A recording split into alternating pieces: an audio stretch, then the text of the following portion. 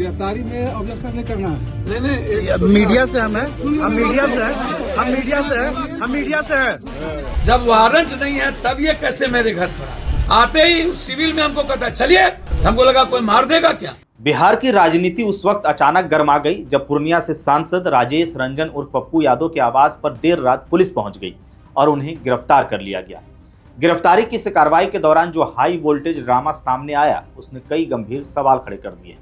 Police की जल्दीबाजी पर, उसके लहजे और रवैये पर और सत्ता तथा सवाल पूछने वाले नेताओं के बीच बढ़ते टकराव पर।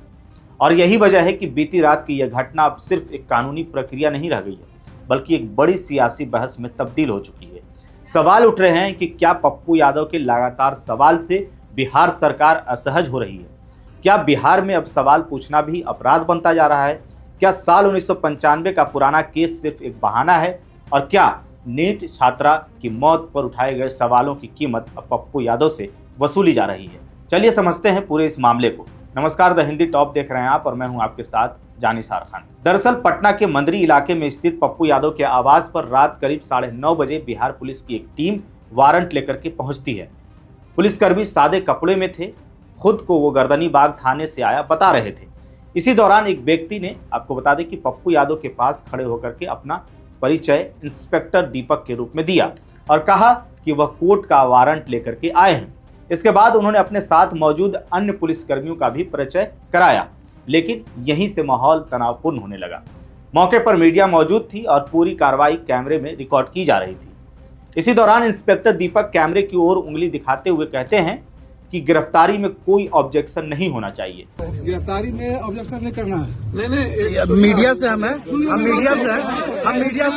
हम मीडिया से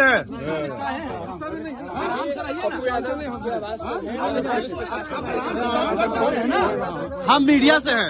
आप आराम से बात कर सकते हैं ना, कोई आपको विरोध किया? आप एकदम ऐसे लग कर दिए। प्लीज आप कॉपरेट कीजिए। हाँ तो रोकिए ना, कॉपरेट। आपको कोई कुछ कहा? आप कुछ बोल रहे हैं? नहीं बोला मैडम। हाँ अरे सर कोई दिक्कत नहीं है। इस तरह बात कर रहे हैं, आप आ रहे हैं आपको। नहीं ऐसे नहीं। हम ऐसे थोड़ी बोल रहे हैं आपको। अरे कोई दिक्कत नहीं है सर। दिक्कत क्या होगा? दिक्कत तो कुछ होगा नहीं, हम जान रहे हैं। एक मेंबर ऑफ पार्लियामेंट के साथ क्या दिक्कत हो सकता है? वहीं इस रवैये पर पप्पू यादव के समर्थक नाराज हो जाते हैं। जब बहस तेज हुई तब भी पप्पू यादव कुर्सी पर शांत बैठे रहे। उनके समर्थकों का कहना था कि उन्होंने पुलिस का कोई विरोध नहीं किया, फिर इस तरह की सख्त और अपमानजनक भाषा क्यों इस्तेमाल की जा रही है? इंस्पेक्टर दीपक के व्यवहार से खुद पप्पू यादव भी नाराज दिखे। उन्होंने कहा कि इस तरह से बात करने से मामला नहीं सुलझेगा और यह भी सवाल उठाया कि उन्हें ठीक से यह तक नहीं बताया गया कि सामने खड़ा व्यक्ति कौन है। पप्पू यादव ने यह भी कहा कि उन्होंने सम्मान के तौर पर कुर्सी दी, लेकिन बातचीत का तरीका ठीक नहीं था।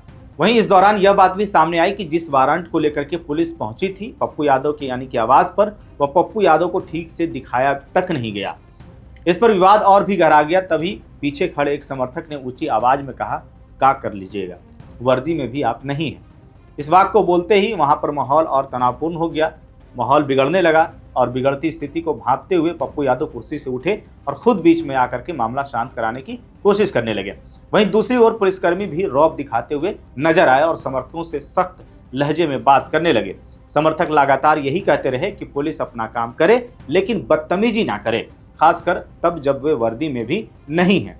और करीब 2.5 घंटे तक यह गतिरोध चलता रहा। आखिरकार रात करीब 12 बजे पुलिस पप्पू यादव को हिरासत में लेकर के मेडिकल जांच के लिए IGIMS ले गई। हालांकि अभी खबर लिखे जाने तक पप्पू यादव को पुलिस ने IGIMS से PMCH में शिफ्ट कर दिया है। वहीं इस पूरी कार्रवाई के दौरान इलाके में भारी पुलिस बल मौजूद रहा और माहौल पूरी तरह तनावपूर्ण भी बना रहा। ये तो थी पप्पू यादव की गिरफ्तारी होने तक की बात, लेकिन अब यहाँ सबसे बड़ा सवाल उठता है कि जब पप्पू यादव इस मामले में शनिवार को कोर्ट में पेश होने ही वाले थे तो फिर पुलिस को इतनी क्या जल्दी थी कि उन्हें दिल्ली से पटना पहुंचते ही उसी रात गिरफ्तार करने उनके घर पहुंचना पड़ा? क्या यह महज एक संयोग था या फिर इसके पीछे कोई और वजह भी थी? बता दें आपको कि पप्पू यादव के खिलाफ यह वारंट साल 1995 के एक पुराने मामले में जारी हुआ था। आरोप है कि विनोद बिहारी लाल नाम के एक व्यक्ति से धोखाधड़ी के जरिए एक मकान किराए पर लिया गया था और किराया लेते वक्त यह जानकारी छिपाई गई थी कि उस आवासीय परिसर का इस्तेमाल राजनीतिक कार्यालय के रूप में किया जाएगा। इस मामले में लंबे समय से कोर्ट में सुनवाई चल रही थी। समन के बावजूद पेश न होने पर 3 दिन पहले एमपी एमएलए कोर्ट ने कुर्की और गिरफ्तारी का आदेश जारी किया था, जिसके बाद पुलिस वारंट की तामील कराने के लिए पप्पू यादव के पास पहुंची थी। पटना के वरिष्ठ पुलिस अधीक्षक कार्तिक शर्मा ने साफ कहा इस मामले पर कि अदालत के आदेश के तहत ही यह कार्रवाई की गई है। वहीं पटना एसपी भानु प्रताप ने बताया कि गर्दनीबाग थाने में दर्ज केस संख्या 552/1995 में पप्पू यादव के खिलाफ धोखाधड़ी और आपराधिक साजिश से जुड़ी कई धाराओं में गिरफ्तारी हुई है। रिक्वेस्ट की गई थी, लेकिन जब वो नहीं माने तो आधी रात प्रोसेस में उनके समर्थक इतने थे कि वो उन्होंने रास्ता रोका, उसमें टाइम लगा प्रोसेस में।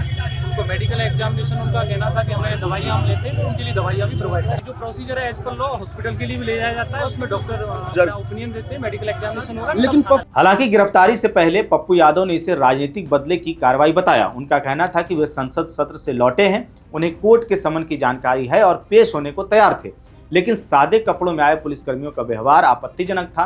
पप्पू यादव ने यह भी दावा किया कि पटना में हुई नीट छात्रा की मौत को लेकर के वे लगातार सरकार से सवाल पूछ रहे थे और उसी का नतीजा यह गिरफ्तारी है। कोई 35 साल पुराने मामले में कोई था, उसमें बेल टूट गई। कोर्ट ने कल बुलाया था, उसमें हम आए। शाम में 4 बजे लोकसभा खत्म हुई, हम यहाँ आ गए। लोकसभा चल रही है, कोर्ट का सम्मान करना था, मुझे आना था, कोर्ट का आदेश हुआ तो कल हमको जाना था कोर्ट। 11 बजे कोर्ट बुलाया गया और इस तरीके से आपने जो बिहेव किया ये तो बहुत खतरनाक बिहेव है। मैंने तो कभी सच के अलावे हमारी बेटी की लड़ाई थी, अगले बार कोरोना में सरकार ने मेरे साथ ज्यादती किया। मैं तो नीतीश कुमार जी से आग्रह करूंगा, यदि आपको लगता हो कि मैं गलत हूं तो मुझे कोई आपत्ति नहीं है। मैंने इनसे यही कहा है कि उस वक्त वारंट भी इनके पास नहीं थे, बाद में वारंट इन्होंने मंगाया। और हमेशा पप्पू यादव से ही वारंट नहीं है, अभी वारंट वाला आदेश अभी खुर्दा आदेश के घर का वारंट नहीं है, कुर्की का है इनके पास। का है।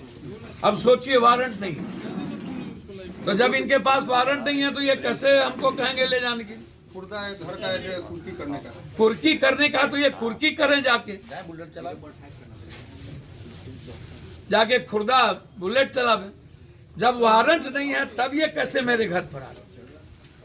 आप खुद बताइए ना। आते ही सिविल में हमको कहता है चलिए। तो पप्पू यादव की गिरफ्तारी के बाद अब ये सवाल उठ रहा है कि क्या यह गिरफ्तारी सिर्फ एक कानूनी प्रक्रिया थी या फिर इसलिए हुई क्योंकि वे लगातार सरकार को घेर रहे थे। दिल्ली में वो धरना प्रदर्शन करने वाले थे और क्या नीट छात्रा मौत मामले को उठाने से सरकार असहज हो गई थी और क्या सत्ता उन आवाज़ों से डरने लगी है जो बार बार सवाल पूछ रही है।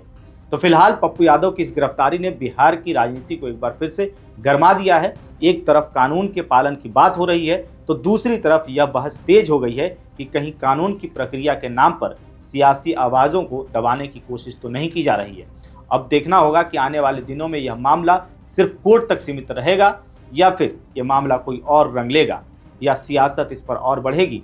क्या कुछ होता है इस खबर को लेकर के जो भी अपडेट सामने आएगा वो हम आप तक जरूर पहुंचाएंगे। इस पूरी खबर पर आपकी क्या राय है, आप क्या सोचते हैं, कमेंट बॉक्स में हमें जरूर बताइएगा। मेरा नाम है जानिसार खान, आप देख रहे हैं द हिंदी टॉप। वीडियो अच्छी लगे तो चैनल को सब्सक्राइब कीजिएगा और हमें इंस्टा, फेसबुक और एक्स पर भी फॉलो कीजिएगा।